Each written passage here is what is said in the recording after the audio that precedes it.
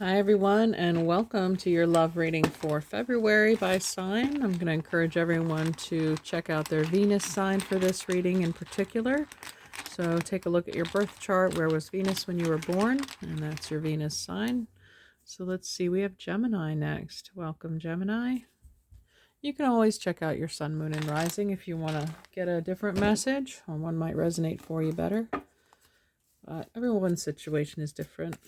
So let's see what Gemini needs to know this month for February in regards to relationships. You could be single or in a current partnership. I can cover both in these readings. And one more. Beautiful. All right, Gemini. Underneath your deck, we have the Star card. This is Destiny, the Six of Cups. Could also be referring to a past love, whether past life. I'm getting more strongly than this life. But it could be someone that you have taken a break from. Reunification is possible if you're talking about or thinking about an ex in this regard. Let's see, we have number 29, the woman. Then we have the storm clouds, another 6 with the king of clubs there, the king of wands. Some fiery sun to chase off the rainy days. And we have number 22, the staircase, the queen of diamonds. Okay, the queen of earth. So this could present a choice to you then. You may have a choice between two suitors. Your element or your sign is ruled by the Roman numeral 2. So you could be torn between a decision about which way to go. With the Six of Cups showing up there too, it could be like, do I go back or do I move forward? May have an ex reappear, or you could have a totally new opportunity waiting for you somewhere as well. And we have the King of Cups here with the home, number 4. Could be Cancer, as they rule the 4th house of home and family. The king is very much a nurturing, healing person, very compassionate, calm, and patient. And it's interesting because, I mean, the King of Cups here next to the blue door, and then we have this fiery sun, the King of Wands, over here next to the sunlit door. So it could be a choice between fire and water. And I feel more that the water person is in the past. And then we have, speaking of the past, the number 8 card. This is the coffin. I equate this to the death card in the tarot. Something is over. I think we should leave the past where it lies. And the 9 of coins there. This is an independent, strong, usually feminine Venus and Virgo energy that maybe your health has become your priority, that you're focusing on, and you're comfortable and secure in who you are and where you are in your journey. And I don't think you want to be pulled back into a tumultuous situation. You've gotten yourself through the worst of it. The worst is behind you. You know, you've cried your tears and you've let that go, and you're just trying to put it behind. I think your future here looks a lot more bright with the King of Cups and the blue door, the water, someone to soothe your burns. You know, I just got this image of a mummy, you know, like a burn victim usually is wrapped in a lot of gauze, as mummies are. So I think you've been burned a lot, Gemini, and you're not looking to do that ever again. And so some of you may have put off even pursuing a relationship this time. You're like, nope, fool me once, you know, shame on you. Fool me twice, shame on me. So you're not trying to put yourself back in any situation that's going to end up in the same manner. So I can understand your hesitancy if you're feeling a bit guarded right now. Healthy boundaries are good. I don't blame you for sure. But this is telling me that there is hope of a secure future. Or if you're in a current situation and things are stormy, there's a couple options sitting before you. There are doors open. You're not destined to be trapped in this situation forever, with the 8 being an infinity sign as well.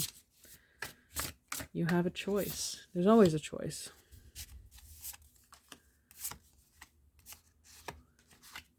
All right, underneath we have Jupiter. Okay, that goes very well with that King of Cups energy. So grow and expand, movement towards the future. Jupiter is also known as the husband card. Regardless of your gender, it's just like a committed spouse. And Jupiter, and it could be a Jupiter in Cancer individual. Specifically, they could have that placement. Okay, let's see what the other astrology cards have. Pluto. Again, let the past where it lies. We had the death card showed up here. Pluto rules the house of Scorpio. Death and endings and transformation. So it's time for you to change your patterns of relationships. And then we have a square, a challenging situation, and a mountain to climb. Yeah, right underneath the storm clouds. So, like I said, the worst is behind you. Either that or you're in the midst of a challenge. You're climbing the stairs. You're climbing the mountain. What are you going to do when you get to the top? Which way are you going to go once you've breathed clean, fresh air, maybe for the first time in a long time? Now all you have to do is make a choice. So let's see what's next. House 5, passion, play, children, confidence, and creativity. Okay, so this is the house of Leo. This person could either make you feel young, or they could be actually younger than you, or they could have children of their own, or you could have children with them. But there's definitely a happy home in the making with the house 5 and the home card showing up. A lot of laughter. We have fire, more Leo, confident, optimism, passion, and bravery. They light your fire for sure. There's a lot of intimacy, and there's no shortage of passion in the bedroom. That's a good thing.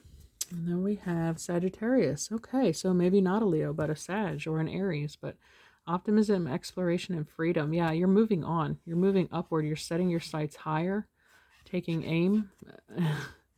And you're definitely, I mean, Sagittarius does rule the ninth house of long distance travel. It's definitely a more mature fire energy. It's the low, slow burning embers, whereas, Aries is the spark, Leo is the flame in its full glory, and the Sagittarius is that reliable, sturdy heat source. So, and this is somebody you can explore with. You're free to be yourself. There's no judgment there. If there was any kind of, like I said, you're free of this storm or the cloudiness, the uncertainty or sadness is being burned away here. Okay, let's take a look at an archetype card for you. Remember, we started this card or this reading with the star, so that could also be Aquarius, but your destiny is awaiting you. And I get this feeling that a lot of you are like sitting there waiting for it to show up, but with the Sagittarius energy, it might require you to leave the house, to get out there and shine your light in order to let this person know, hey, I'm available. I mean, you can't meet this person if you're shut up in your home, or you're stuck in the past, or still crying over your ex. Okay.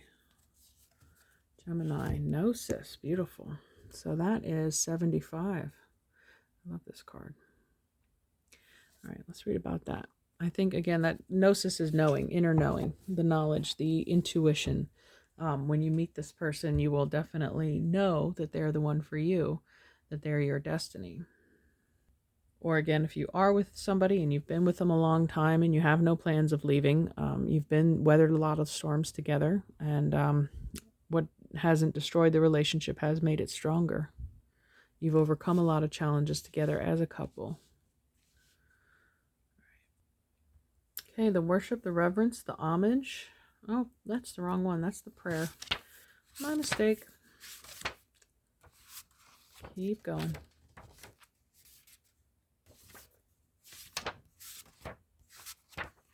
Okay, innermost knowing, mystic truths. True knowledge is not found in facts and figures in scholarly books on library shelves. Rather, Gnosis points to the deep and timeless archetypal wisdom that rises from the felt experience of having touched the unknown with every one of the senses.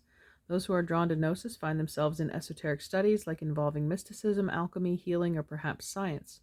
Knowing is their calling, not knowing is their job description. No matter how far the alchemists take their studies, they come to the ultimate conclusion that facts slip towards mystery, and soon the mystery results in facts. This card signifies a knowing that is life-changing. Once you experience it, you are forever changed and become a guardian of Gnosis. The eternal mystery is calling you. Study your passion in the deepest way available to you. Okay, so your partner or you may be involved in alchemy, mysticism, healing, spirituality, or science in that field. That might be something that you bond over or meet through. When light, contemplating the mystery, unanswerable questions. When dark, over intellectualizing and literalizing or asking others. So don't Look externally for validation. When this partnership arrives, you will know internally that it is true for you. This card relates to the riddle, and the shapeshifter all concerns himself with revealing mystic truths. Those are other archetype cards. So those who say they know, don't. Those who say they don't know, know. All right. I'm going to get a Journey of Love card for you as well.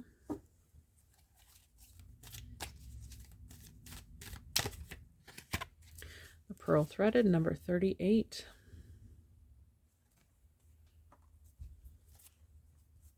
Ooh, underneath the deck we have the Lovers too. You know what? You rule the 6 major arcana of the Lovers in the deck. So I'm going to read about this too. Number 57. Yes, it's love. It drives you forward and pulls you back to your heart. It makes the mind mad with misunderstanding and breaks it open into enlightened compassion. It is love. Your yearning heart shall have it. Your destiny is to be the lover of the beloved. This oracle brings a message of love. It is finding you now. Be open to it in all its forms. Be the god or goddess of paint and of love and paint the town red. Play in passionate embrace with life as your lover and prepare to receive even more than what you believe you are capable of handling. Okay. And the other message.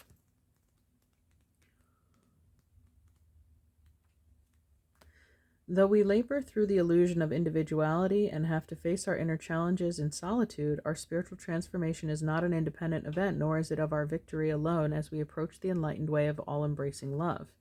Each human being is a pearl on the Divine Mother's garland, gradually assuming luster and revealing beauty, worth, and radiance over many lifetimes.